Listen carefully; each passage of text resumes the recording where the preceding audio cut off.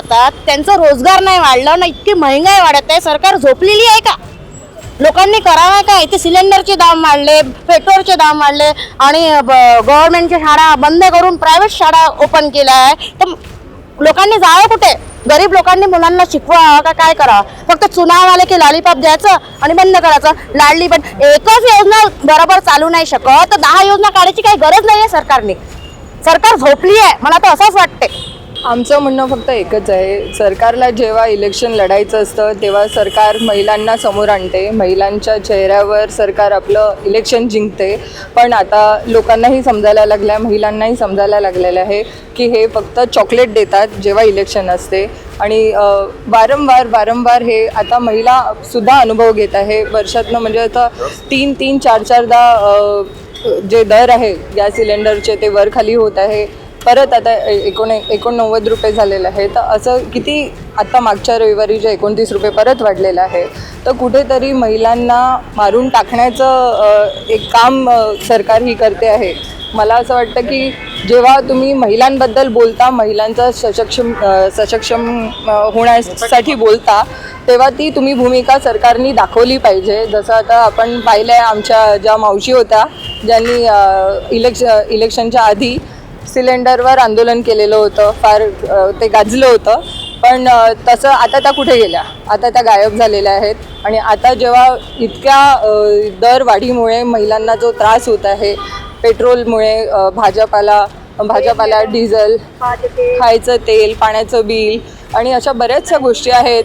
लाडकी बहीणचं जे आहे, लाडकी बहीण योजना जी बंद केलेली आहे, लखपती बहीण ज्या होत्या ते गेले कुठे? इतके तुम्ही खूप लाईट बिल, पाण्याचं बिल जे काही आता सगळ्या महिला बोलत आहे, हे सगळ्यांचा आक्रोश आहे, सगळ्यांचा राग आहे, जो आता लोकांवर दिसतो आहे.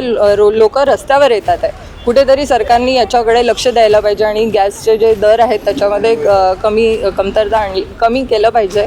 मला असं वाटतं की आता कुठेतरी सरकारने जागा व्हायची वेळ आलेली आहे. जर महिला रस्त्यावर आल्या तर सरकारची काही खैर नाही. आणि राष्ट्रवादी महिला ज्या महिला आहेत या सगळ्या इथे आलेल्या आहेत आणि आम्ही आमचा राग दाखवतो आहे. तुम्ही मावशीचा उल्लेख केलेला आहे, कोण आहे मावशी? ते सगळ्यांनाच माहिती आहे, मला कोणाचं नाव घ्यायची गरज नाही. आणि ती सध्या गायब आहे.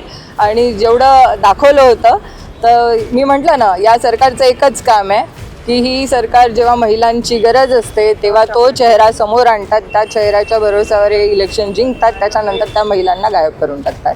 तर ही भूमिका सरकारची आधीपासून राहिलेली आहे आणि ती आता मला असं वाटतं परत समोर चालू राहील. चूल विजली आणि इकडे जेवण करून आले असं म्हणतात तुम्ही पत्रकार लोक, बरोबर नाही आहे. उपास पूर्ण देशभरामध्ये ज्या पद्धतीनं महागाई वाढलेली आहे, आपल्या गॅसचे दर वाढ झालेली आहे, त्याच्यामुळे सर्वसामान्याच्या चुली पेटणं हा बंद झालेला आहे.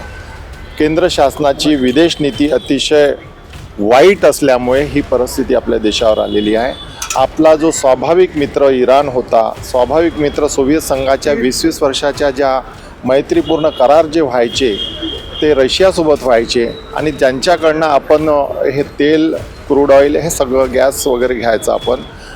शेतकऱ्यांसाठी मला वाटतं युरियासुद्धा महाग झालेला आहे. तरी हे सरकार झोपलेली आहे. ह्या सरकारला जागे करण्यासाठी आमच्या ह्या सगळ्या महिला अध्यक्षा प्रियाताई फुके आणि त्यांच्यासोबत आलेल्या बऱ्याचशा ह्या महिला ह्या केंद्र शासनाला जागं करण्यासाठी आज थाळी वाजवून यांना झोपेतून जागा करण्यासाठी आम्ही आंदोलन करतो.